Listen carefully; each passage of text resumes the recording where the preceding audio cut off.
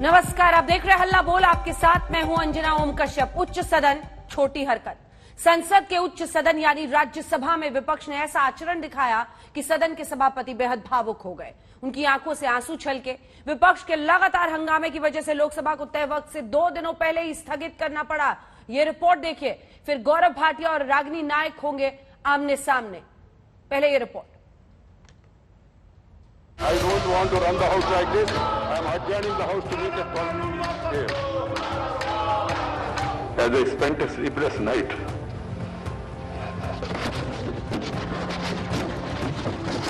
ये व्यथा है व्यवहार पर।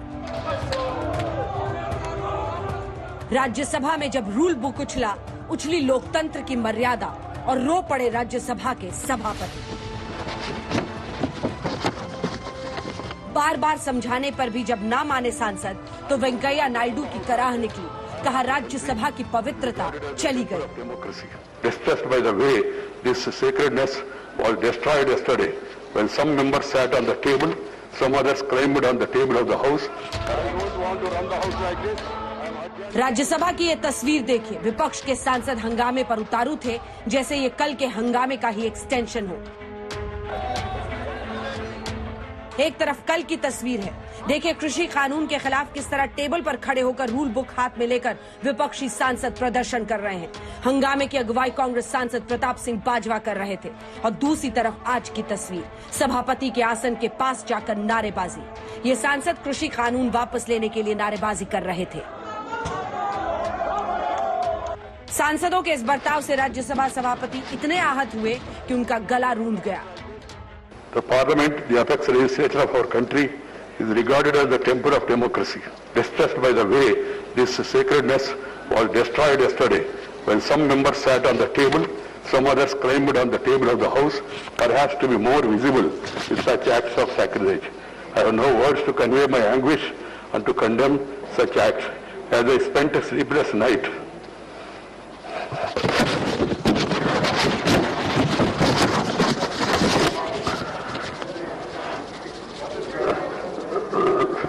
last night, I struggled to find out the provocation or reason for forcing this August House to hit such a low yesterday. संसद की मर्यादा तार तार होता देख सभापति सिसक पड़े, लेकिन विपक्ष इस बात पर अड़ा है कि जो कुछ हुआ उसके लिए सरकार कसूरवार है। लॉज को रिपील करना, 3 काले कानून जो है वो हमारे किसानों के हित में नहीं है। सारा देश कह रहा है वो कानून ठीक नहीं है, लेकिन सरकार ये कह रही है कानून अच्छा है। उसमें कमियां क्या है? कमियां तो हमने बता दिया। ब्लैक मार्केटिंग उसमें होती है, चंद लोगों के हाथ में ही पूरा सारा जमीन जाता है। बड़े बड़े लोग ब्लैक मनी उसमें डाल के जमीन खरीदते हैं।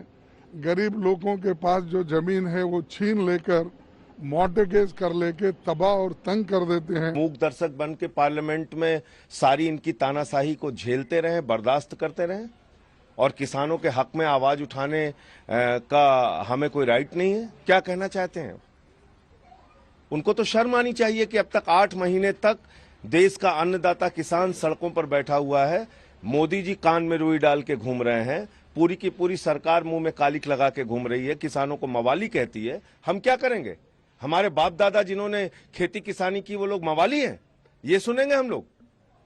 तो इसलिए जो भी हम लोगों ने किया वो 100% सही किया। अपना 2 वर्ष तक अध्यक्ष न चुन पाए, जिस पार्टी के सांसद अपनी ही सरकार के बिल फाड़ दें, जो पार्टी सदन ना चलने दे, जो सड़क पर भी कोई करने से शर्म महसूस करे वैसा काम सदन में करे, तो आप समझ सकते हैं कि लोकतंत्र को कितना शर्मसार करने का काम किया जा रहा है। विपक्षी सांसदों की ये दलील सरकार के गले नहीं उतर रही। सरकार का कहना है कि ऐसे व्यवहार पर शर्मसार होने की जगह इसे सही ठहराना बिल्कुल गलत है। लोकतंत्र के इस मंदिर में जितना शर्मनाक और घिनौना तांडव हमने देखा है, ऐसा कभी नहीं देखा। और मजे की बात है, इस हरकत पर, इस अराजकता पर, इस उद्दंडता पर और हाइट ऑफ एनार्की पर शर्मिंदा होने के बजाय एरोगेंस दिखा रहे हैं। अहंकार दिखा रहे हैं और उसको जस्टिफाई करने की कोशिश कर रहे हैं। संसद में अगर ऐसा हो रहा है तो उसकी अग्रभूमि के पक्ष में ना खड़ा हूं, लेकिन उसकी पृष्ठभूमि बहुत आवश्यक है। तोमर साहब तो कृषि मंत्री है ना, वो कौन सी बातचीत कर रहे हैं? 9वें महीने में किसान आंदोलन प्रवेश कर गया, वो कौन सी गरिमा का निर्वहन कर रहे हैं आप? आईना देखना चाहिए। जो हुआ वो कतई उचित नहीं था, लेकिन जो हो रहा है हमारे किसानों के साथ वो कतई ग्राह्य है। मैंने कहा कि उससे कोई इत्तेफाक नहीं रखेगा, लेकिन संसदीय मर्यादाओं और परंपराओं की दुहाई देने से पहले ये बेहद आवश्यक है, इस सरकार को अपने अहंकार और गुरूर के आईने में एक बार झांकना चाहिए। इस बीच खबर है कि राज्यसभा में हंगामा करने वाले सांसदों के खिलाफ कार्रवाई हो सकती है। संसदीय कार्य राज्य मंत्री अर्जुन मेघवाल ने कहा है कि जिन लोगों ने राज्यसभा में हंगामा किया था उनके खिलाफ कार्रवाई पर विचार चल रहा है। उधर आज लोकसभा की कार्यवाही शुरू होते ही अनिश्चितकाल के लिए स्थगित कर दी गई। यह ऐलान करते हुए लोकसभा अध्यक्ष ने बताया कि सत्र में कार्यवाही अपेक्षाओं के अनुरूप नहीं रहा। लगातार रुकावट की वजह से महज 22% उत्पादकता रही। सत्र के दौरान 127वां संशोधन विधेयक सहित कुल 20 विधेयक पारित किए गए। कुल उत्पादकता 22% रही। 15 सरकारी विधेयक पुरस्तापित किए गए, 20 विधेयक पारित हुए। अन्य पिछड़ों के आरक्षण से संबंधित संविधान 127 में सभी दलों की सहमति से सदन चला।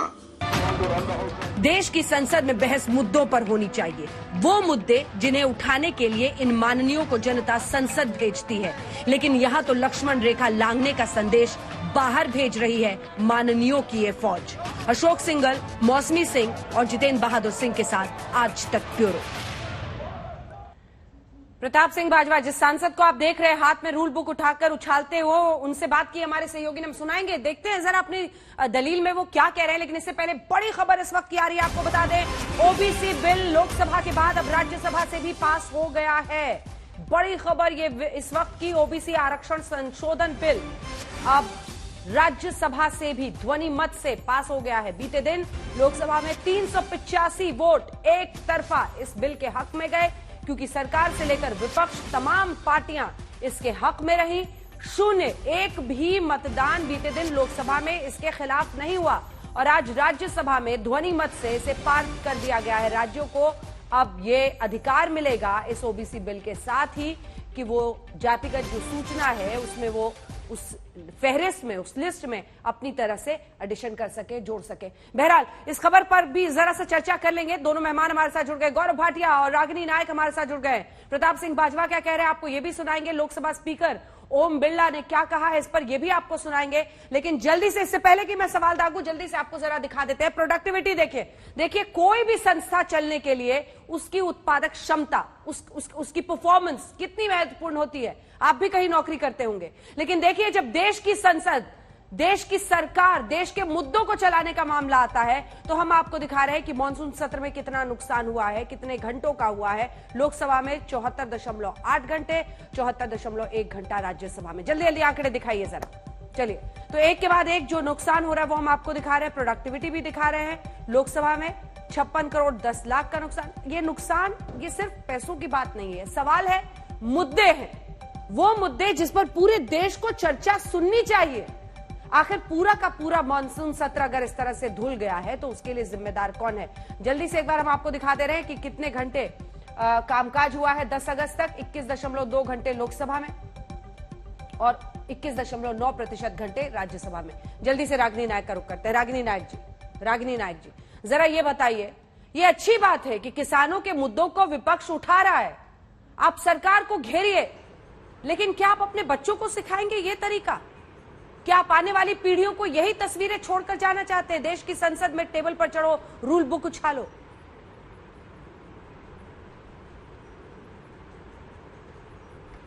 अंजना जी, आज आपके कार्यक्रम के शुरुआत में मैं टैगलाइन पढ़ रही थी, नीचे उसमें लिखा था कि विपक्ष है कि मानता नहीं। और चूंकि मैं ये मानती हूं कि अर्ध सत्य भी बहुत बड़ा असत्य होता है, तो उसको मैं उसमें त्रुटि सुधार कर देती हूं।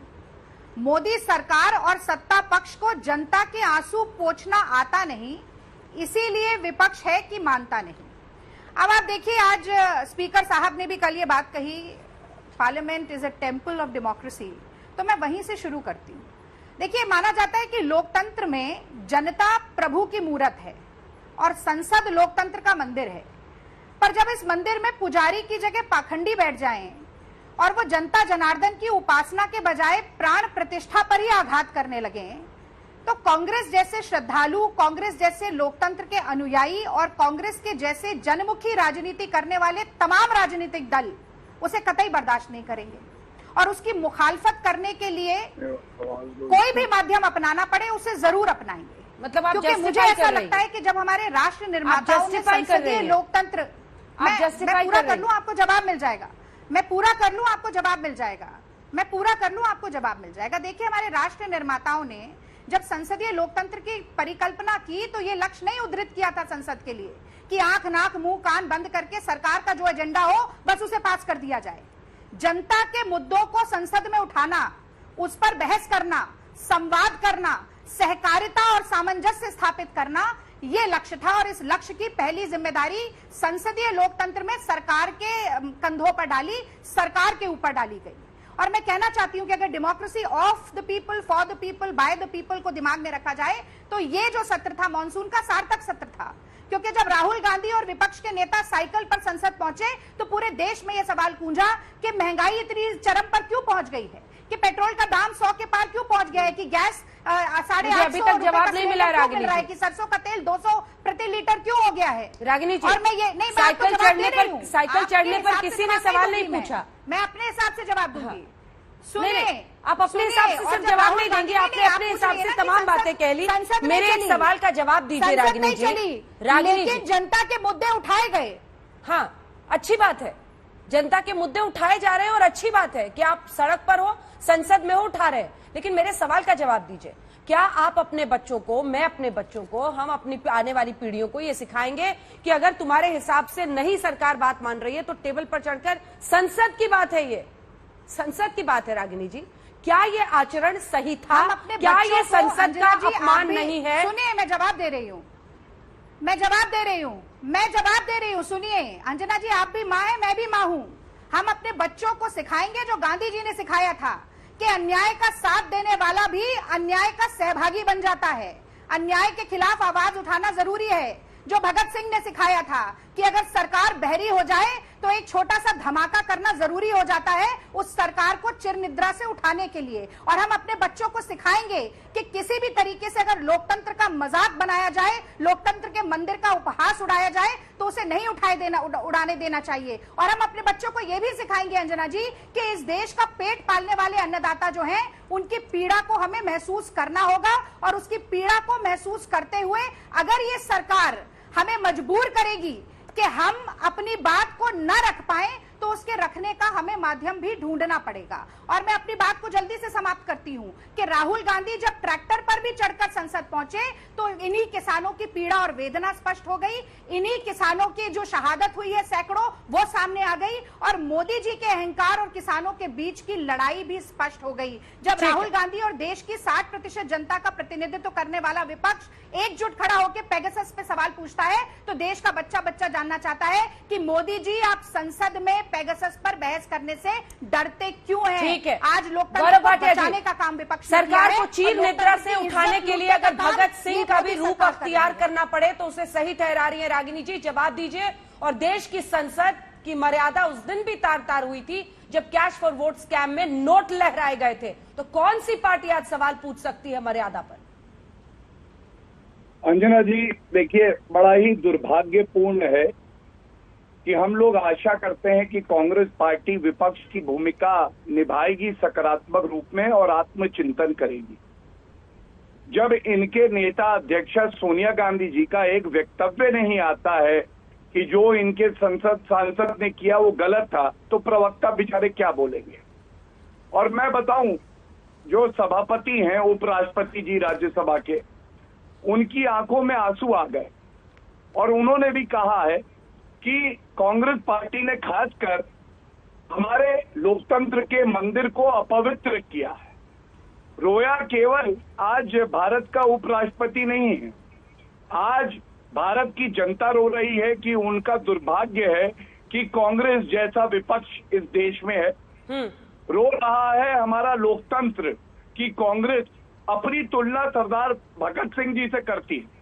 भगत सिंह जी खुद रो रहे होंगे ये सुन के जो आज कांग्रेस की प्रवक्ता ने कहा है। और आपने उस लोकतंत्र के मंदिर को अपवित्र कर दिया। क्यों? क्योंकि देखिए अंजना जी, इनके पास आज बहस करने के लिए कुछ है नहीं। जब तर्कों में धार नहीं होती है तो किताबें फेंकी जाती हैं सभापति पे, तब होता है डेस्क पे खड़े होके उपद्रवियों जैसा व्यवहार, तब होती है नारेबाजी। और देश की जनता ये सब देख रही है। दुख इस बात का है कि चोरी भी करेंगे, ऊपर से सीना चोरी भी करेंगे। मैं केवल इतना कहता हूं इनसे कि अगर आपके पास कुछ साक्ष्य थे, तर्क था, तो जो 3 मुद्दे आप कह रहे थे कि संसद होनी चाहिए, विशेष सत्र बुलाना चाहिए, कोविड का, किसानों का और पेगासस का, इस पे आप चर्चा कर लेते। आपने करी नहीं। आपको केवल चिंता थी अपनी पार्टी की। और आप एक बात बताइए, अगर सोनिया गांधी जी बैठी हो, वो सांसद भी हैं, अध्यक्षा भी हैं कांग्रेस पार्टी की, अंजना जी अगर कोई सांसद जाए और उनपे एक किताब फेंक के मारे, क्या यहाँ पे जो प्रवक्ता महोदया बैठी हैं ये कहेंगी ये उचित है? हिंसा कैसे उचित हो सकती है पार्लियामेंट में? किसान बिल की पहले बात करते हैं। अंजना जी आप बताइए, जब किसान बिल पे चर्चा चालू हुई तो इन्होंने चर्चा होने नहीं दी। और जब ये तीनों बिल पास हुए थे तो राहुल गांधी छुट्टियां मनाने बाहर गए हुए थे। तो बात यह है कि जब आपके पास तर्कों की धार ना हो तो आप अराजक हो जाते हैं। और रूल बुक फेंकने से कुछ नहीं होता अंजना जी, रूल बुक पढ़नी पड़ती है। संसद की, लोकतंत्र की मर्यादा होती है, उसको कांग्रेस पार्टी ने तार-तार किया है। दूसरी बात, अब आते हैं पेगासस पे। पेगासस पे जब आईटी मंत्री बयान दे रहे थे, इन्हीं के प्रश्न का उत्तर दे रहे थे, क्यों कागज फाड़े गए थे? ठीक है, जवाब देंगे। सर्वोच्च न्यायालय में मामला लंबित हो गया, उसके बाद भी आप मांग उठाएं तो ये किस तरह का व्यवहार है? और मैं इतना ही कहूंगा, ये किसी मुद्दे पे चर्चा नहीं करेंगे, ये डरपोक लोग हैं। मेरे सवाल का जवाब तो दिया नहीं आपने मिस्टर भाटिया। ये लोग चुनाव हारते हो, उसके बाद मेरे सवाल का जवाब तो आया ही नहीं सर, जो मैंने आपको आईना दिखाया था आपके इतिहास पर। मैं जवाब दे दूं? मैं उस पे भी आता हूँ। नहीं, अब क्या आइएगा सर, टाइम बहुत ले लिया आपने। जल्दी से बोलिए, 2 लाइन में बताइए। जब नोट उछाले गए देश की संसद में तब अपमान नहीं हुआ था? देखिए अंजना जी, मैं आपको एक बात बता दूं, ये बार बार तर्क दिया जा रहा है कि संसद में नोट उछाले गए, या अरुण जेटली जी श्रद्धेय जो हैं उन्होंने कहा था कि disruption is also a norm in parliament. Sushma Swaraj ji की भी बात कर रहे हैं। Right of the opposition. एक ही बात कहूंगा, अरुण जेटली जी का वक्तव्य तोड़ मरोड़ के बोला जा रहा है। अरुण जेटली जी ने बताया किस तरह से 2G घोटाला हुआ, CAG रिपोर्ट आई, नोट पर कुछ बोलते ही नहीं है सर आप, गौरव और जी। जिस भ्रष्टाचार नोट की आप उछालने बात पर कर बोलते रहे ही हैं, नहीं है, सुनिए। सब पर बोल लेते हैं। जल्दी से अंजना जी, क्या मैं नोट बोल उछालने सकती पर हूँ? कुछ नहीं बोलते। मैं बोलूंगा आपको। क्या वो मैं सही आपको था? एक बात बता दूं, एक क्या आप उसके लिए भ्रष्टाचार शर्मिंदा हुआ। हैं? क्या उसके लिए आप अंजना देश जी, से माफी एक मांगेंगे? फिर हम राजनीति नहीं, से जवाब मांगेंगे। अंजना जी, सबसे पहले तो अगर आपको ये लगता है कि पहले विपक्ष ने कुछ गलत किया, अगर आपको लगता है, हमें नहीं, ये दलील नहीं है, ये जवाब नहीं हो सकता। सॉरी, सुनिए, तो दो गलत सही बनाते हैं। पहली आप बात। हर दूसरी दिन बात, डिबेट में नेहरू से जिस लेकर भ्रष्टाचार इंदिरा का- पर पहुंचते हैं, और मैं आपसे एक सवाल आपके इतिहास में पूछ लूं तो आपको मैं परेशानी उसके होगी। उत्तर गौरव आपको जी, दे तो ये देता सही हूं। नहीं है सवाल हर किसी से। नहीं, रागिनी मैं जी उसपे थोड़ा भी सा उत्तर दे इंतजार देता हूं कीजिए। आपको। रागिनी जी थोड़ा सा जी। इंतजार कीजिए एक बार। ठीक है, आ रही हूँ गौरव जी, जल्दी से एक बार अपने दर्शकों को जरा सुना देते हैं। सुनिए, ये तस्वीर पहले दिखाइए, वीडियो। बाजवा साहब ये सांसद है कांग्रेस पार्टी के, और इन्होंने ही रूल बुक टेबल पर चढ़कर ऐसे उछाला था, जिसकी वजह से आज सभापति का गला रूंध गया और उन्होंने बहुत ही भावुक होकर अपनी बात कही, उनकी आंखें भर आई। इन्हीं बाजवा साहब से हमारी सहयोगी मौसमी सिंह ने बात की है। सुनिए दलील में क्या कह रहे हैं, जल्दी से सुनाइए। चर्चा हम चाहते थे काले कानूनों पर, और ये जो सब्जेक्ट लाए हैं, ये सब्जेक्ट लाए हैं कि एग्रीकल्चर में कमियां पेशियां क्या हैं और कमी पेशी कैसे दूर की जाए। ये तो सब्जेक्ट ही नहीं था। सब्जेक्ट है 9 महीने से किसान जो बैठे हुए हैं, 500 से ज्यादा जिनकी सब्जेक्ट जानबूझ के बदला गया, उनको बदला गया, देश को डिसीव करने का, धोखा करने की कोशिश की गई, और ऑपोजिशन को डिवाइड करने की कोशिश। देखो सभी की तरफ से लगातार वहां नोटिसेस दिए जा रहे थे 267 के नीचे, और इन्होंने क्या किया, मौका दिया बीजेपी के लोगों को, यहाँ 3 कांग्रेस के लोगों को।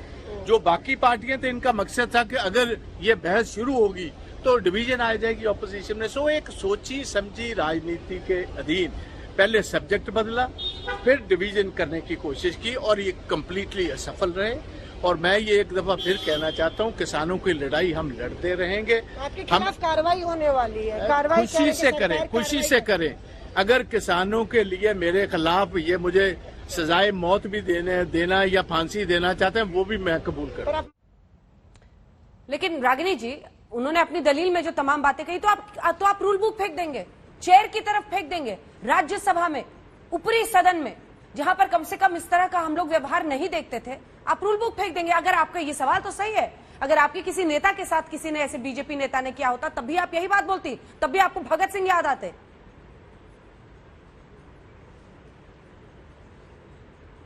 अभी आपने नोट उछालने पर सवाल पूछा, उसका जवाब तो मिल नहीं पाया, लेकिन मैं आपको जरूर जवाब देती हूँ अंजना जी। देखिए, मैं बहुत खुश होती कि वेंकैया नायडू जी का गला भर आता और उनके आंसू निकल आते जब सितंबर 2020 में इन्हीं काले कानूनों को पास करने के लिए राज्यसभा में बहुमत नहीं था और माइक्रोफोन ऑफ कर दिया गया सांसदों का, वॉइस वोट के जरिए पास कर दिया गया, जबकि वोट डिवीजन ही नहीं हुआ। वो संसदीय परंपरा और मर्यादा का अपमान नहीं लगा वेंकैया नायडू जी को, तब आंसू नहीं आए, क्योंकि दलगत राजनीति है ना, उस वक्त तो आंसू नहीं आएंगे, लेकिन आज जरूर आंसू आएंगे। और मैं समझती हूँ बाजवा जी ने अपनी बात और अपने कृत्य की सफाई स्वयं दे दी।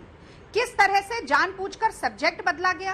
आज मोदी जी क्या कहना चाहते हैं, मोदी सरकार क्या कह रही है? वो कह रहे हैं कि हम ये काले कानून सब्जेक्ट बदला जाएगा तो रूल बुक फेंक देंगे, चेयर की तरफ बनाएंगे, हम किसानों की बदला जाएगा रागिनी जी, तो रूल बुक फेंक कोई देंगे। बात नहीं मानेंगे, पर आप हमसे बात कर लीजिए।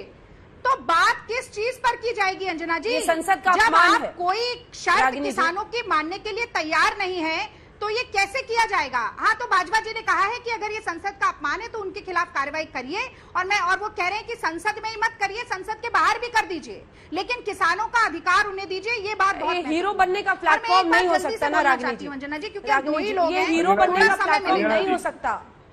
इस तरह के अमर्यादित अंजना जी, किसानों का मुद्दा सुनिए, हाँ ठीक है, अमर्यादित व्यवहार उस दिन भी हुआ था जिस दिन माइक्रोफोन ऑफ कर दिया गया, जो लगातार वीडियो ऑफ किया जा रहा है, जो लगातार विपक्ष के नेताओं की आवाज को घोटा जा रहा है, जो एडजर्नमेंट मोशन पास नहीं होने दिया जाता, जब गृह मंत्रालय लिखित विपक्षी सांसद टेबल पर चढ़कर रूल बुक अगर चेयर की तरफ उछाले, तो इस अमर्यादित आचरण के बीच देश ये जानना चाह रहा है कि मानसून सत्र तो धुल ही गया, बस ये कुछ तस्वीरें छोड़ के जाने वाले थे। आइए जल्दी से आपको सुना देते हैं लोकसभा स्पीकर ने क्या कहा है, फिर गौरव भाटिया जी रागिनी जी की बातों का जवाब दीजिएगा।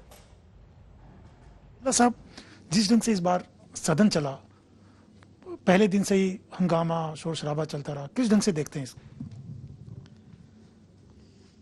संसद के अंदर कामकाज की दृष्टि से ये सदन अपेक्षाओं के अनुरूप नहीं रहा। मेरी कोशिश रही कि सदन में चर्चा हो, संवाद हो, सभी मान्य सांसद जनता की अपेक्षा आकांक्षाओं को सदन के माध्यम से सरकार तक पहुंचाए। बेल में आना, हंगामा करना, तख्तियां फहराना, ये हमारी संसद की मर्यादा के अनुरूप भी नहीं है, संसदीय परंपरा के अनुरूप भी नहीं है। किसी विषय पर मतभेद हो सकते हैं, तो मतभेद को सुलझाने के कई स्तर पर प्रयास किए गए, लेकिन गतिरोध समाप्त नहीं हुआ। मैं और कोशिश करूंगा कि और संवाद हो, और चर्चा हो, ताकि सदन का कामकाज हो सके, विधायी कार्य भी हो सके, और उसके साथ देश के ज्वलंत मुद्दों पर भी चर्चा हो सके। विपक्ष का खास तौर से राहुल गांधी ने भी बोला है कि उनको बोलने का मौका नहीं मिलता सदन के भीतर। मेरी कोशिश तो हर नेता को सदन में पर्याप्त समय, पर्याप्त अवसर देने की रहती है। जब सदन चलता है तो राहुल गांधी जी हो या कोई भी नेता हो, नियम प्रक्रिया के तहत उनको पर्याप्त समय, पर्याप्त अवसर हमेशा मिलता है, और जब जिस विषय पर बोलना चाहेंगे और पर्याप्त समय, अवसर देंगे। लेकिन सदन का कामकाज हो, सदन चले तभी बोलने के अवसर को दिया जाता है। इस बार तो मैंने कोशिश कई बार की, आसन से भी आग्रह किया कि आप अपनी अपनी सीट पर जाकर विराजें। प्रश्नकाल एक महत्वपूर्ण समय होता है जिसमें आप सरकार की जवाबदेही तय कर सकते हैं। तो लोकसभा स्पीकर ने भी अपनी तरफ से कहा कि वो मौका देते हैं, लेकिन गौरव भाटिया जी, जो तमाम सवाल रागिनी जी ने ब्रेक के पहले उठाए हैं उसका जवाब दीजिए। देखिए, सवालों के घेरे में तो आज कांग्रेस पार्टी, और आपने एक सवाल किया था जिसका मैं उत्तर देना चाह रहा था, मैं उसका पहले उत्तर दे दूं। आपने उदाहरण दिया था कैश फॉर वोट वाले मामले का। तो अंजना जी, बड़ी जिम्मेदारी से मैं एक बात कहता हूं, तब सत्ता पक्ष में कांग्रेस पार्टी थी। जब सत्ता में होते हैं ना तो भी लोकतंत्र को ये कमजोर करते हैं। तब रिश्वत देने का प्रयास कर रहे थे जिसपे कानूनी केस चला और उसके बाद गिरफ्तारी हुई और लोग कन्विक्ट हुए। और जब विपक्ष में होते हैं तो इनसे ये सहा नहीं जाता कि ये विपक्ष में कहते हैं, क्योंकि देश को लूट नहीं पा रहे हैं, तो ये अराजक तत्व बन जाते हैं। आपको लगता है भाजपा जी ये अपने आप कर रहे हैं? नहीं, ये सोनिया गांधी जी के ही निर्देश पे हो रहा है। तभी सोनिया गांधी जी ने एक शब्द भी नहीं बोला है। दूसरी बात, वॉइस वोट की करी। कांग्रेस की प्रवक्ता का ज्ञान क्या है मैं इनको बताता हूं। जब हमीद अंसारी जी उपराष्ट्रपति थे तो ऐसे 13 बिल थे जो वॉइस वोट से पास करवाए थे इन्होंने, और जिसमें आंध्र प्रदेश का रीऑर्गेनाइजेशन जो बिल है वो भी था। तीसरी बात, ये राहुल गांधी मॉडल है। ये क्या है मैं बताता हूं अंजना। दर्शकों को भी पता है कि पहले जनता के बीच में जाते हैं, चुनाव हार जाते हैं, उसके बाद संपर्क टूट जाता है, प्रवक्ता गायब हो जाते हैं 6 महीने साल भर के लिए कांग्रेस पार्टी के, और उसके बाद कहते हैं ईवीएम खराब है, हैक हो जाती है, और इलेक्शन कमीशन ऑफ इंडिया पे सवाल उठाते हैं। और जब कोई मामला सर्वोच्च न्यायालय जाता है तो जो संवैधानिक संस्थाएं हैं उनसे इन्हें बड़ी नफरत है। तो ये सर्वोच्च न्यायालय के लिए क्या कहते हैं? राहुल गांधी ने कहा कि सर्वोच्च न्यायालय तो मोदी जी चला रहे हैं। अगर सर्वोच्च न्यायालय मोदी जी चला रहे हैं तो फिर आपको पेगासस मामले में जांच के लिए सर्वोच्च न्यायालय का आदेश से क्या फायदा होगा? कोई लाभ नहीं होगा। तीसरी बात, अब लोकतंत्र का मंदिर हमारा संसद बचता है। संसद के अंदर जो ये कर रहे हैं, मेज पे खड़े होना, बुक फेंक देना, कागज फाड़ देना, नारेबाजी करना, प्लेकार्ड ले जाना, ये क्या दिखाता है?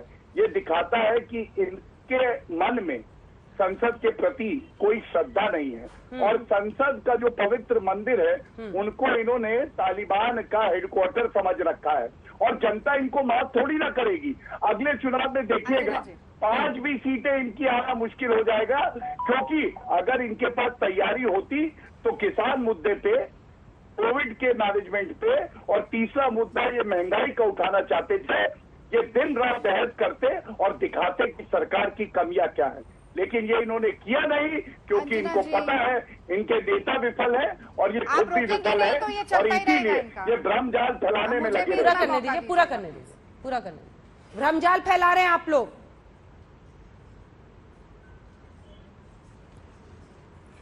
देखिए, सबसे पहले तो जो प्रवक्ता 1 साल तक टीवी पर नहीं आए उसके लिए मैं ये कहना चाहती हूँ, पावस देखी रहीम मन, कोयल साधी मौन, अब दादुर वक्ता भय, हमको पूछत कौन। तो इन्हें नहीं समझ आएगा, लेकिन समझदार को इशारा काफी है, जनता समझ जाएगी। और सुन लीजिए, आपको समझ नहीं आएगा, और मूर्खों से बहस करने से कोई फायदा नहीं होता। बीच में मत बोलिए, क्योंकि मैं भी नहीं बोली। भाई, देश के राजनीतिक इतिहास में केवल अंजना जी, ये देखिए, ये फिर बदतमीजी शुरू हो रही है डिबेट में। पूरा कर ले भाटिया जी, मर्यादित बहस की, मिस्टर भाटिया, अपनी बारी में बोली गए। एक सेकंड, फिर मुझे आवाज नहीं देनी पड़ेगी। प्लीज अपनी बारी, प्लीज निजी टिप्पणी नहीं टॉपिक पे। रागिनी, राहुल गांधी को मूर्ख बता रही है, मैं आपत्ति दर्ज करता हूँ, उन्हें मूर्ख ना बोले। अरे आप मूर्ख हैं, मूर्ख नहीं। भाटिया जी, आपको किसी तर्क का मतलब समझ नहीं आता, आप अर्थ का अनर्थ करते रहते हैं। आपको मूर्ख कह रही हूँ, आप स्पष्ट हो गए। आप बोलने दीजिए अंजना जी, आप मुझे बोलने दीजिए, ये सही नहीं है। इनकी नहीं, आवाज गौरव पे या भाटिया तो जी, डाउन गौरव कीजिए भाटिया या जी, इनसे please। कहिए चुप रहे। चलिए, बोलिए रागिनी। इनसे कहिए चुप रहे, महामूर्ख गौरव भाटिया जी चुप रहिए। ये प्लीज बंद कीजिए, प्लीज अब बंद देखिए, कीजिए, भारतीय प्लीज राजनीति बंद के कीजिए। इतिहास ये में यदि कोई एक दूसरे के लिए अपशब्द अब ये मत फिर बोलिए बीच में आप लोग। बोलने लग गए हैं। मैं दोनों की आवाज नीचे फिर कीजिए, बीच में दोनों की बोलने लग आवाज गए हैं। नीचे कीजिए। जब दलीलें कमजोर पड़ती हैं तब पार्टी के प्रवक्ता एक दूसरे के लिए अपशब्दों का इस्तेमाल करते हैं, और ये अपशब्द हमारे दर्शक सुने, इसकी कोई वजह नहीं है। तो या तो आप लोग बहस में आइए, तो अपने अपने अपशब्द बगल में रख के आइए, ये दूसरी जगहों पे कीजिएगा ये सब। प्लीज आप दोनों से मैं कह रही हूं, टॉपिक पर वापस आइए। मैं फिर से सवाल पूछ रही हूं ताकि आप लोग होश में आए और एक दूसरे के लिए अपशब्द ना बोलें। प्लीज, बाहर भी कहीं मिलेंगे आप लोग, किस नजर से आप एक दूसरे से मिलेंगे? ये क्या तौर तरीका हो गया है? ये क्या तौर तरीका हो गया है? विषय पर घेरिए ना, अगर मजबूत है आपके तर्क तो विषय पर घेरिए। रागिनी नायक जी जवाब दीजिए। नहीं, ये टॉपिक पे आइए प्लीज, टॉपिक पे आइए। जी नहीं, मत टाइम वेस्ट कीजिए दर्शकों तो का। दे दिया। नहीं, सुनिए मेरी बात सुनिए, आपको भी टॉपिक नहीं, पर आपको भी आइए। मेरी बात सुननी पड़ेगी अंजना जी, क्योंकि आप नहीं आपने प्रवचन दिया, मैं किसी के बीच में नहीं बोली। अगर ये मेरे बीच में बोलेंगे तो क्या मैं आपत्ति भी दर्ज नहीं करा सकती? क्या आपके चैनल पर जो पैनलिस्ट आते हैं उनको इतना भी अधिकार नहीं है कि अगर उनके साथ अन्याय हो तो वो आपत्ति दर्ज करा सके? अब टॉपिक पर आइए, मतलब मैं मुझे आज प्लीज टॉपिक पर आइए। आपकी आपत्ति दर्ज हो गई, टॉपिक पर आइए। आपके बोलते ही मैंने टोक दिया था, टॉपिक पर आइए। इस देश के राजनीतिक, मैं बोल रही हूँ, बोलने दीजिए, बोलने दीजिए। इस देश के राजनीतिक इतिहास में यदि किसी राष्ट्रीय पार्टी का अध्यक्ष रिश्वत लेते हुए पकड़ा गया है तो वो भारतीय जनता पार्टी का अध्यक्ष बंगारू लक्ष्मण है। इसीलिए दूसरों को मत सिखाइए नोटों को फहराना और नोट टेबल के अंदर से लेना किस तरीके से राजनीति में होता है, ये भारतीय जनता पार्टी ने साबित करके दिखाया। अब मैं आज के मुद्दे पर आ जाती हूँ। देखिए, भारतीय जनता पार्टी के प्रवक्ताओं को कुतर्क करते हुए बहस में मुंह चलाने में पूरी आस्था है, लेकिन मोदी सरकार को संसद चलाने में बिल्कुल आस्था नहीं है। इसके 3-4 मैं आपको उदाहरण देती हूँ। सबसे पहला उदाहरण, अगर आस्था होती संसद चलाने में तो देश के 14 विपक्षी दलों को राष्ट्रपति से अनुरोध न करना पड़ता दखल देने के लिए कि आप गतिरोध को रोकिए। अगर आस्था होती तो बार बार एडजर्नमेंट मोशन, स्थगन प्रस्ताव को पारित करने से इस विपक्ष को रोका ना जाता। अगर आस्था होती तो गृह मंत्रालय लिखित रूप में ये ना कहता कि हम पेगासस पर कोई सवाल नहीं पूछने देंगे, अब आपको बहस करनी है तो आ जाइए। अगर आस्था होती तो जिस तरह से यूपीए कार्यकाल में 75% बिलों को पार्लियामेंट्री स्टैंडिंग कमेटी में भेजा जाता था कानून बनने से पहले, उसकी संख्या को घटाकर 20% न किया जाता। और अगर आस्था होती तो अरुण जेटली और सुषमा स्वराज के बयान से पल्ला झाड़ने का काम न किया जाता। यानी कि जब आप विपक्ष में होंगे तो आपके नेता राज्यसभा में बोलेंगे कि parliament disruption is a legitimate tactic of the opposition, और सुषमा स्वराज जी नेता विपक्ष होंगी लोकसभा में और कहेंगी कि गतिरोध करना भी लोकतांत्रिक प्रक्रिया है। लेकिन जब आप सत्ता पक्ष में आ जाएंगे तो आप कहेंगे कि हम विपक्ष को बोलने ही नहीं देंगे, हम बात ही नहीं करने देंगे। कितने स्वर में, कितनी तेज आवाज में बात होगी ये भी हम निर्धारित करेंगे। मोदी जी के मन की बात को बुलडोजर की तरह चलाने का माध्यम बनाया जाएगा। एक मिनट, एक और लाइन जोड़ लेने दीजिए। और मैं आपको बता देना चाहता हूँ, यूपीए के कार्यकाल में 66% समय राज्यसभा का बर्बाद किया था भाजपा ने, 61% समय लोकसभा का बर्बाद किया था भाजपा ने। पहले 5 सत्र जो थे यूपीए 2 के कार्यकाल में, उसमें 749 घंटों में से 548 घंटे इन्होंने काम होने दिया था। लेकिन उसके बावजूद अगर आज हम पर उंगली उठाते हैं तो उन्हें अपने गिरेबान को देखना चाहिए और अपने दामन को देखना चाहिए जो दागदार है। ठीक है, तो ये मानकर चला जाए कि विपक्ष चरित्र इस देश में यही हो गया है, जो विपक्ष में रहेगा वो यही करेगा। जवाब दीजिए गौरव जी। देखिए, सबसे पहले अंजना जी, बिल्कुल स्पष्ट शब्दों में एक बात आपसे कह दूं। मूर्ख शब्द का इस्तेमाल किया रागिनी नायक ने, और मैंने आपत्ति क्यों दर्ज करी मैं बताता हूँ। व्यक्तिगत टिप्पणियों से बचना चाहिए। जा रहे हैं टॉपिक पे आइए ना गौरव जी, टॉपिक पर आइए। चुप कराइए, नहीं मैं आऊंगा, लेकिन ठीक है रागिनी जी, करा के आऊंगा।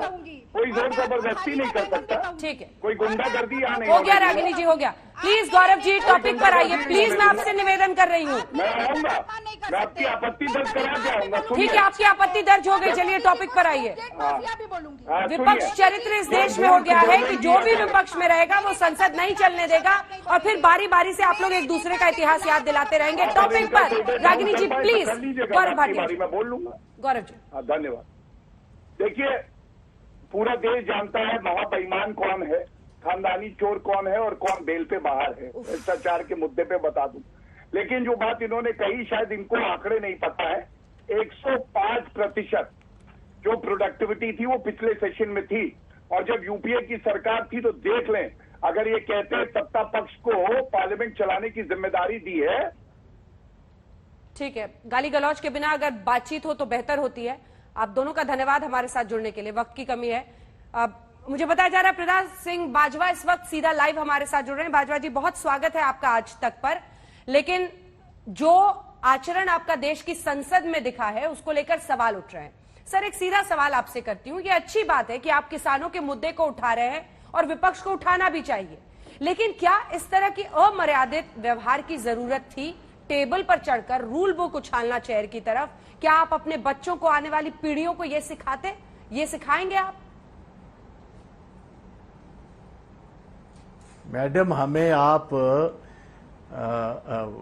ये जो है ना डिक्टेट मत कीजिए। आप पहले हमारी बात सुनने की कोशिश कीजिए। 9 महीने से सारे हिंदुस्तान का किसान और विशेष तौर पंजाब, हरियाणा, वेस्टर्न यूपी का किसान दिल्ली के बॉर्डर्स पर बैठा हुआ है।